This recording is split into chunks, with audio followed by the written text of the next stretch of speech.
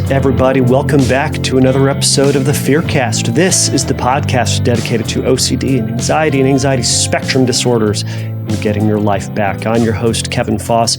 I'm a licensed therapist specializing in OCD and anxiety disorders. Thank you all so much for joining me for this episode. So for those of you who are new, this is a question and answer based podcast where you can send in your own questions, and I will read them, consider them, and likely put them up on a future episode. Go over, check me out at fearcastpodcast.com. You can submit a question that way. You can go over to Instagram, and I'm Fearcast Podcast over there. You can send me your audio question there. Certainly, you can send it over through the website as well. But if you want to send in an audio question, that goes to the tippity top of the list, and that will be on the next recorded episode or as soon as I can get to it. But they tend to cut the line. So first off, everybody, thank you all so much. I'm going to try to release this one a little early. I'm recording on Wednesday, so I'm hoping it will get released on Friday, which is Valentine's Day. So I hope everybody is stressing about that and worrying about that, or feeling wildly alone and terrible about themselves. I'm assuming that's what the spectrum is, probably. But and for all you weirdos out there who are just anticipating a lovey-dovey, wonderful day, good for you. Good for you, I suppose.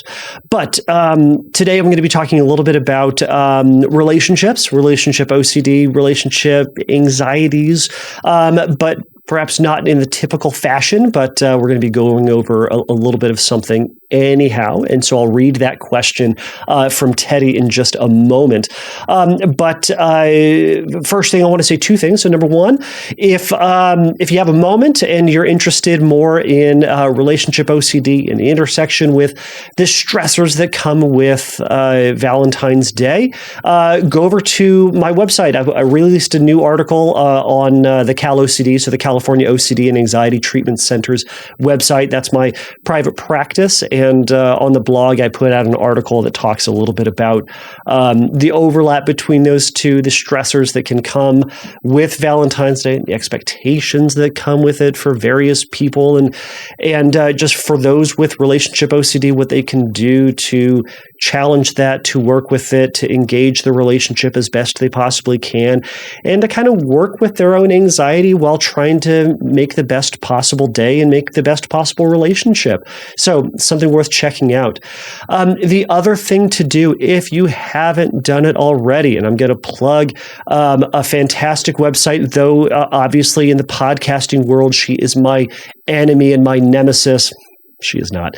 But go check out Kimberly Quinlan's new podcast episode. She talks very vulnerably about, but yes, I'm saying that right, about this past year, and about being diagnosed with OCD and PTSD. And she shares a lot about what this past year has been for her, the ups and downs and difficulties and successes. And I thought something that was in it that was so beautiful and so beautiful was that she was willing to share this. She's not completely out of the woods with things, but, she was willing to kind of say, what her story was like. And I love that it illustrates, or it highlights a reality for a lot of folks, is that OCD can fly under the radar. For folks who are living life and having anxiety and having distress and wondering what the heck's going on, and they say, well, I've never been diagnosed with OCD, and it's probably not that, because diagnosis for OCD typically happens in adolescence and in your early 20s and all that stuff. And for Kimberly, it didn't. And also, I think what's really important is that she is an OCD expert. She speaks on OCD all over the world. She has a podcast. She has the CBT school. She is very well known for knowing how to treat OCD, and yet it slipped by, and it can mask as something else. And it can be, it doesn't often show up as, oh man, I'm washing my hands a bunch, or oh man, I'm ruminating and asking reassurance over here a bunch. It can be sneaky. So and also most importantly, her willingness to engage, her willingness to lean in, knowing what to do. She talks about her fear about doing ERP. Who out there has not faced the world of ERP and said, I don't want to do it? she said it too. So if you have a moment, listen to it. It's like 40 minutes or something like that. I listened to it on 1.5 speed. It's great. So go check it out. All right. Without further ado, let's jump into this. So I'm going to read the question and we'll get into it. So this comes from Teddy. So Teddy says, "Thank you so much for taking the time out of your day. Me and my partner are in an open relationship, which I love. We've been together for 2 years and live together. However, sometimes my brain gets preoccupied with the thought that he's planning to find a different partner, to the point that I feel a sense that I need to look at his phone and his texts to people I already know he talks to. And these people are like friends and other people, etc. I haven't for the past month, which is great, but every day feels like a challenge to avoid these compulsive thoughts. I'm always searching if I actually love him or if he loves me. When I'm calm, I can feel confident and say that we love each other a lot. But when we're separated, I spiral. He's always very good at setting boundaries and working with me, but I always feel like OCD is in the forefront of our relationship. Do you have any tips to navigate this situation? Also, I've never been on meds, but I really want to, and wonder if you know of any that have helped. Thank you again." So, Teddy, thank you so much for this question. And this is a different type of question that we typically do, and not one that is typically talked about.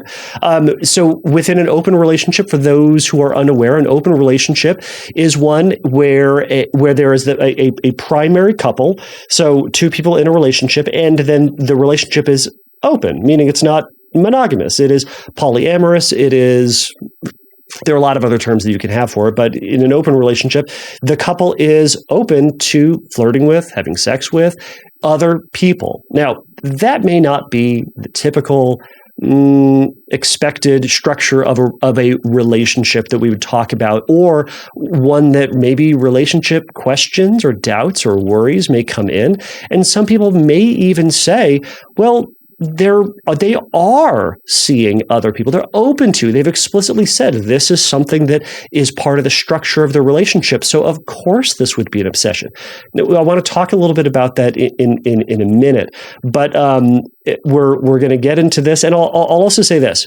And sarcastically. And I said this sarcastically to a friend of mine just a moment ago, and they didn't know I was being sarcastic, but I'll say it here. Finally, someone is messaging me, the monogamous, straight, white, heterosexual male, about open poly relationships. Finally, my expertise is being accessed. What a great joke. Didn't come out well here either. Don't know why I said it. Point is, I'm being asked a question for which, or about a community, about a structure of relationship that I do not ascribe to myself. But you know what? A lot of people in a lot of different walks of life have OCD. Now, here's the thing that I love about this. I did a bunch of research and done reading, and I've listened to a lot of stuff about relationships, and they've talked about open relationships. So I have a working definition of it and a kind of an idea of it. But this is not coming from personal experience. But you know what? There's a ton about this that applies to everyday monogamous relationships. And I think there's something important, and I'm going to read a little bit from an article that I came across, and I'll post that to the episode page, that I think can be really helpful as folks are navigating questions about, gosh, what if they find a better partner? What if they find a different partner, right? So that can be one of the worries. So for those who are uninitiated, relationship OCD is OCD, so obsessive compulsive disorder, focused on relationships. Now, this can be pretty broad. It can be relationships, romantic relationships. It can also be relationships between friends, relationships between you and your boss, relationship between you and your dog. It can be all sorts of relationships. There have been some argument, and I think there's some reasonable argument for this, that it can be expanded, even include religious scrupulosity, which would be anxiety about one's relationship or one's practice of their faith. So it can be a relationship OCD about your relationship with God. So it can be relatively broad, and there might be some people out there who are going to disagree with that type of definition. That's fine. You can disagree with me all you want, but I think there are elements within this that we can talk about from how to navigate, from the nuts and bolts of how to navigate and manage an open relationship, as well as navigating relationships in general, but also how to incorporate and address OCD where it is. So my general stance when it comes to relationship OCD is that it's going to kind of be this combination between genuine relationship concerns or responded to with obsessions and compulsions. Right? Or compulsions are a means to try to gain certainty, gain confidence, gain connection, or gain assurance within that connection. And ultimately, as we all know, compulsions, the biggest lie that OCD has is that compulsions will actually help. And they ultimately don't. There's big promise with compulsions, but terrible follow through. Right? There's big promises that if you just do this, if you just look this up, if you just research or snoop or look at the website or look at their texts, you'll get all the information that you want and you'll feel secure. But then the other thought comes up. Well, what if I missed a text? What if there's another one that came in? What if they deleted texts? What if it's a whole other person? What if they're talking in code? What if they're communicating via email? It's endless, right? Or just even in the way that a text is written. Anyway, you get the idea. So I want to kind of go through a little bit of this and kind of pull out some things that I think are important. So I think it's important in this, and by the way, the article that I published about relationship OCD and Valentine's Day kind of goes into a little bit of what I'm going to talk about here, about being intentional about the relationship that you're in, despite doubt, despite concern, despite worry, and despite uncertainty. There is an important point to recognize the determination to be in a relationship and to make efforts to refocus on the health and the primacy of that relationship. Now, that counts for monogamous relationships. That counts for polyamorous relationships. You're focusing on the primacy of the primary relationship. Now, if you're monogamous, it's the relationship, but you get the idea, right? What relationship OCD sometimes does is it distracts you. It says, what if I would be happier with somebody else? Gosh, what if they would be happier with somebody else? What if I'm with the wrong person and I should be with somebody else? Gosh, what is it with their eyes? Why do they look like that? Oh, gosh, what if I was happier with someone with curly hair, straight hair? There's an episode we did a long time ago about someone's obsession about curly hair and straight hair. Y'all can go find it. Anyways, it can focus on anything, and it presents this doubt. What if this is the wrong relationship for me, and I should break up? Now, oftentimes that question brings on that doubt and that concern. It's like, well, no, I feel good in this relationship. I want to be here, but what if, right? Okay. So first thing I want to address, Teddy, is that, I wonder if there's, there can be some underlying maybe trauma that informs this obsession.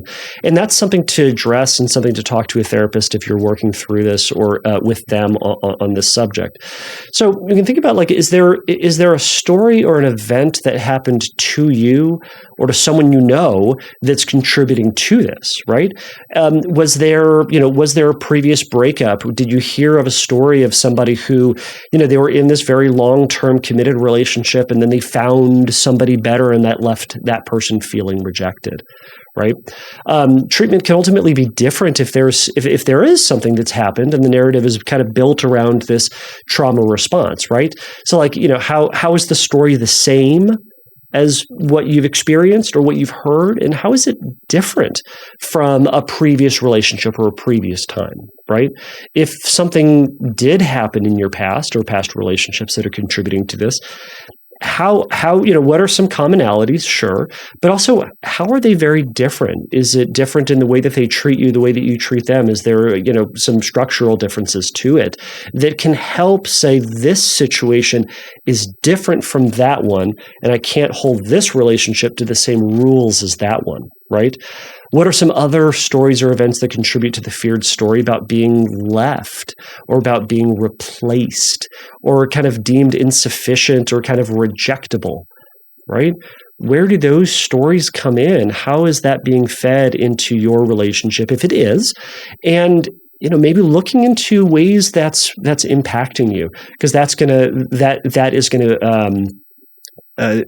to direct kind of where you go and what you do, and also maybe what the core fear ultimately is within this.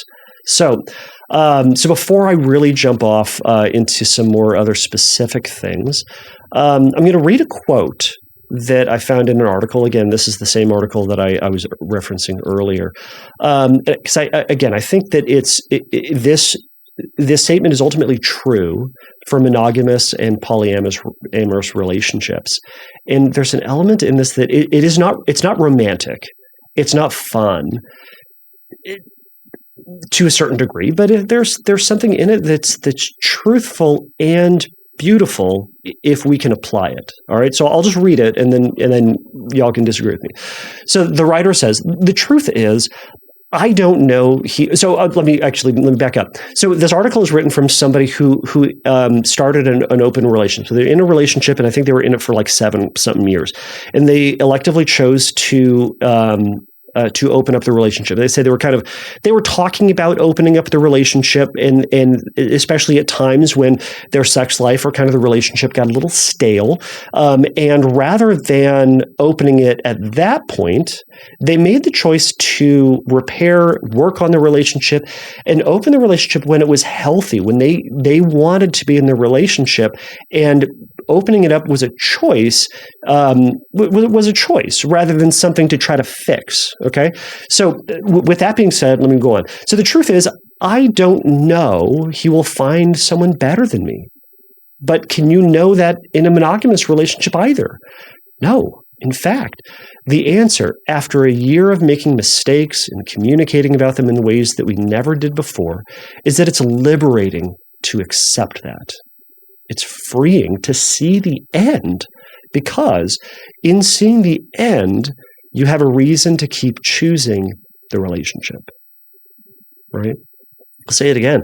I love this. It says, again, we don't have a promise or a guarantee that our partner or us are not going to find someone better. We don't. And in fact, when we have maybe the threat of, or the communication of, or the thought of the end of a relationship, and that seems really scary, we have to also accept that is a possibility. It may not be fun, but rather than wasting time trying to fight against the end or the breakdown of a relationship, accepting the reality that it could, it also could not, right? So instead of getting caught in that battle of is it or will it or how do I prevent it, saying there's the possibility of. So I love it. They say it's freeing to see the end, because in seeing the end, you have a reason to keep choosing the relationship. Now, people will disagree on that. That's fine. But what I think is great is that there's the thought about whether or not you can find a better partner, and they might. But rumination and checking and avoidance and other efforts to control for control and for certainty, it isn't going to prevent this. It isn't going to prevent it.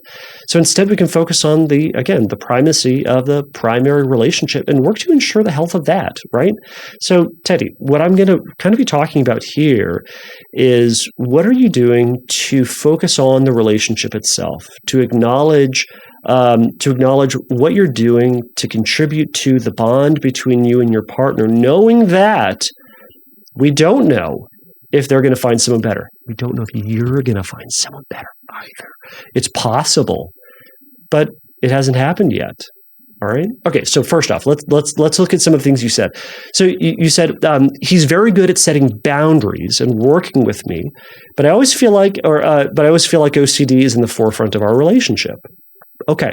So within any relationship, and also especially within polyamorous relationships. Again, to the best of my knowledge, not that I'm the world's leading expert on this, but from my knowledge and understanding of polyamorous relationships, is there needs to be rules set. There's a discussion because you're saying we're not fitting within the structure of a typical monogamous relationship. We have to choose our own adventure. So what we have to do in this is to say, what are the rules? What are we doing? How are we going to move forward with this in the best possible way? So as those rules are hammered out and worked through, and there are some resources and books out there that can help walk you through it, help have you kind of guide you through those conversations and what a polyamorous or an open relationship could look like and could include, and how you'll work through problematic things, and that can be considered. But again, these are things that we do in monogamous relationships too. How do we ensure the health and protect the safety the safety of the relationship within a monogamous relationship too? Okay, but he says he's always been good at setting boundaries. Now, I'm going to take that in the best possible way and say that he has been good at discussing the relationship and discussing how to make that relationship the best you possibly can. Now, as you set up those rules, you work towards abiding by those rules, and that they may need to be continually reevaluated. And that comes through communication, and that comes through working things out. But again, that's going to be within any relationship too. Now, my question is your partner showing themselves to be a kind of a trustworthy and reliable person in that process? Are they following the rules? Are you following the rules too? From what that agreement is, are you making those rules for engagement of an open relationship? And for anybody else out there, are you engaging within the relationship, and are they showing themselves to be trustworthy in the relationship? Now, why I bring that up is we can have this we can reflect back on, in the moments of anxiety and freaking out, that in this moment right now is all we know. I don't know what's going to happen tomorrow. I don't know what's going to happen later today. But I know right now, in the history of the relationship is safe. It has worked. They've expressed trust. You've expressed trust and commitment to the relationship. So we're going to move forward with that as best we can. And isn't that what we do anyways, right? I trust that my car will work. I trust that my child, when I get home, is not going to try to murder me, because historically speaking, she said, Daddy, I love you, and I don't want to murder you in your sleep. She's 7. She's precocious. But anyways, she has said that, so I'm going to trust her. And I've also said, honey, I love you too, and you're so wonderful, and I will also not try to murder you in your sleep. So we have this wonderful agreement and relationship between us, and we're going to trust that, right? Until there's reason to not trust that. But that's a separate conversation. So we want to think about, like, what are the rules and have you set them up? And, can we use that in your back pocket as helpful things? So in other parts of that thing, or in your question, Teddy, you said, let's see here. However, you said this: my brain gets preoccupied with the thoughts that he's planning to find a different partner, to the point that I feel like you need to snoop and all this stuff. Let's see here. So, I'm getting ahead of myself. I'll go with this anyways. So, there are certainly some exposures you can do, but I think a lot of what we can do that's more helpful to start is looking at what compulsions you're engaging with, either overt compulsions or covert compulsions, right? Overt are the ones that you do externally, right? Like grabbing his phone, looking through.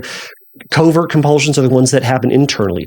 Are you checking how much you love him? Are you evaluating how you feel during certain times? Are you feeling a level of are you like searching for attraction? Are you searching for arousal? Are you gauging what they're doing and saying and acting and saying, all right, does that look like love? Does that look like they're just kind of disinterested? Do they, when they talk to somebody else, do they look like they're more in love? And you're like, that can be exhausting, right? So first and foremost, catching yourself when you're doing compulsions and how you're doing compulsions, and being honest with yourself about the purpose of the thing that you're doing. Are you reflecting on your lovey-dovey feelings because you're reflecting on the lovey-doveys? Or are you reflecting on it because you're going, I got to know, I got to be sure, I got to make sure that I'm okay, they're okay, right? Be honest with yourself and catch yourself. Wave that big red flag and say, hey, I'm doing this compulsion I ought not to, okay? And then you can practice a determination to resist compulsions, a determination to practice delaying tactics, right? So instead of saying, all right, I want to check his phone. I'm not going to right now. I'm going to check later tonight. I'm going to check tomorrow. I'm going to check in a week, whatever you can manage. And then what you're doing is you're letting that anxiety pass. You're letting that feeling, you're letting your brain get distracted. You're letting that urgency pass. And during that time, you take some breaths, you relax your body, and you try to re-engage in something that's more valuable, more meaningful. And what I'd encourage you to do is to engage in the relationship, have a conversation, engage with that if you can, if that's possible, right? But, not as a reassurance thing, right? Ask them, hey, how was your day, right? What was the best part about your day? What do you want to do this weekend? Hey, do you want to watch this show? Yeah, just stuff.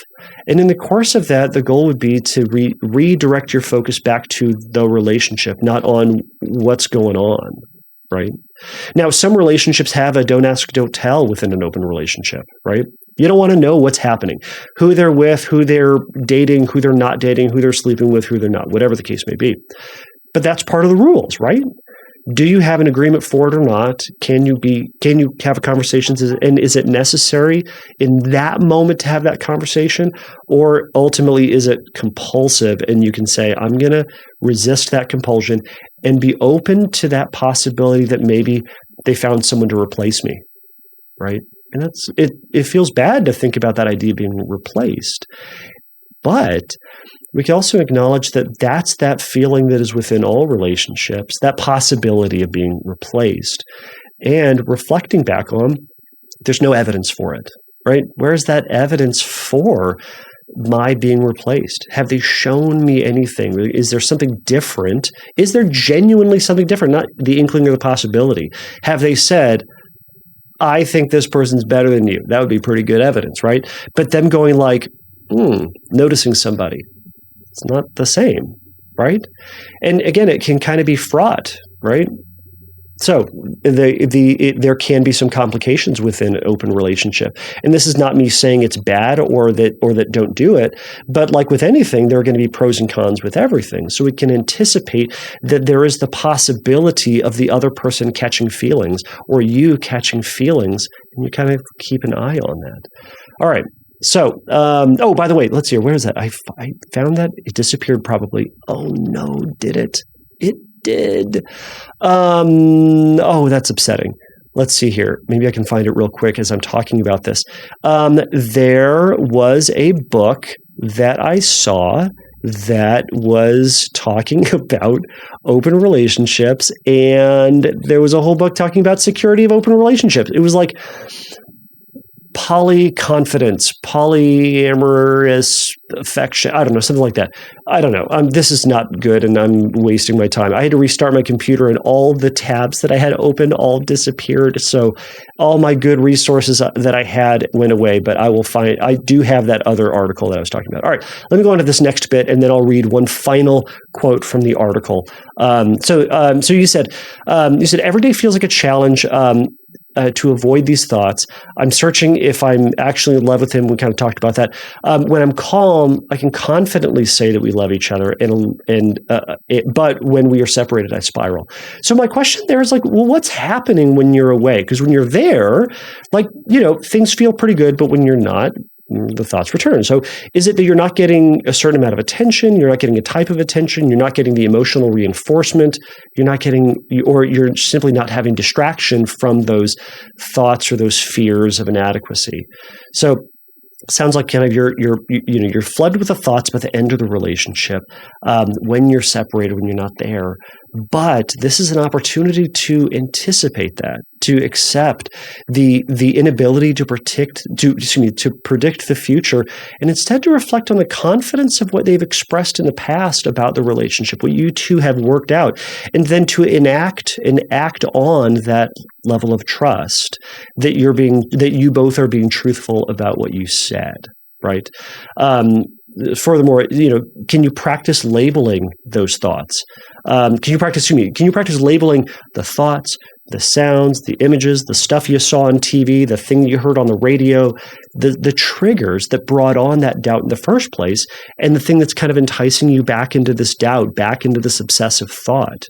Can you label that as an invitation to doubt and compulsion? And then instead of engaging with it, shift and choose to return back kind of to you trusting the evidence that you have and the lack thereof, right? Shifting back to that relationship, saying there's no evidence at this point. We've agreed to this relationship structure. And there's the possibility, but again, there's the possibility in a monogamous relationship too. So we're practicing a lot of uncertainty. Now, there of course is the option of doing scripting, the option of watching movies, etc., reading articles about people who have been in open relationships and had those folks, catch feelings for the other person and end the relationship. Those are articles out there too. There are movies out there too. There are scripts that you could write that are specific to you. And it can be helpful in a sense to write those and to sit with that feeling, but also to say, this is a thought, it's a sad thought, but it's also not one that my snooping is going to help with, right? So we're kind of making space for that thought and that feeling. And saying, my compulsion is not solving this or doing anything about it, so therefore I'm going to let go of my urge to do it. And that's going to be hard and a struggle. But that's part of that process. And by reading it, hopefully the goal is to kind of get used to it or tolerate its existence and to show that you can have this thought and not engage with snooping, asking, checking, etc. Okay.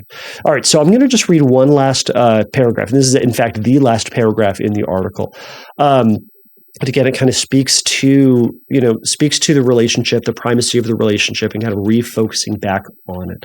So they go on to say, so the point is that non-monogamy is actually about care. It's about seeing your partner and yourself as someone separate to you who has desires and feelings and emotions that they want to and should be able to share with other people, not just you. For us, at least, it's created a dynamic of tantalizing flux. One, where sometimes you feel lonely, sometimes you feel powerful, sometimes you feel more in love than ever. But in understanding these dynamics that whirl around inside and between us both, it feels more likely than ever that neither of us will find a better partner. Because if we can learn with empathy and compassion, selflessness, to understand each other in what is deemed such a testing situation, if we can both let each other go for an evening every now and then, the reunion feels so much sweeter because you come home to someone who is committed to working hard to see you, to make space in their complicated emotional life for yours, and vice versa. And that feels like more commitment, more love than anything I've experienced before.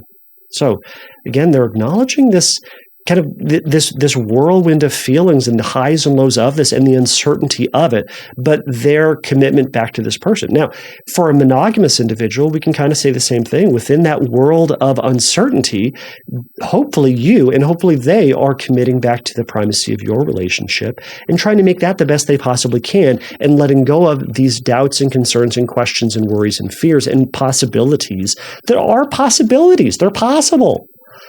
But it doesn't mean they're facts. There doesn't mean they're probabilities. They're possibilities that suck and you don't like them and you don't want them. But we have to acknowledge them. And again, what's more functional for us to deal with or to do in light of it? To sit and worry and stress, or to reflect back and say, I'm going to make this the best relationship I can, accepting the uncertainty, but focus on today. So go out there. Enjoy your Valentine's Day as best you possibly can. Romance, polyamory, we're doing it all. Anyways, go out there, take a risk. I don't even know what I say anymore. Take a risk, challenge yourself, and don't take your brain too seriously, y'all. Have a good day. Thank you for listening to the Fearcast. If you would like your question answered on a future episode, please click on the Submit a Question link at fearcastpodcast.com. If you would like your question answered sooner, please send me a recording of your question to questions@fearcastpodcast.com or by sending me an audio message through Instagram by DMing me at fearcastpodcast on Instagram. If you like the Fearcast, please write a review on your podcast platform of choice. Please remember that the Fearcast is not a substitute for psychotherapy. If you need a little bit of help in your recovery, please go over to fearcastpodcast.com and click on the Find Help link, and there's going to be some information for you there. So until next time, take a risk, challenge yourself, and don't take your brain too seriously.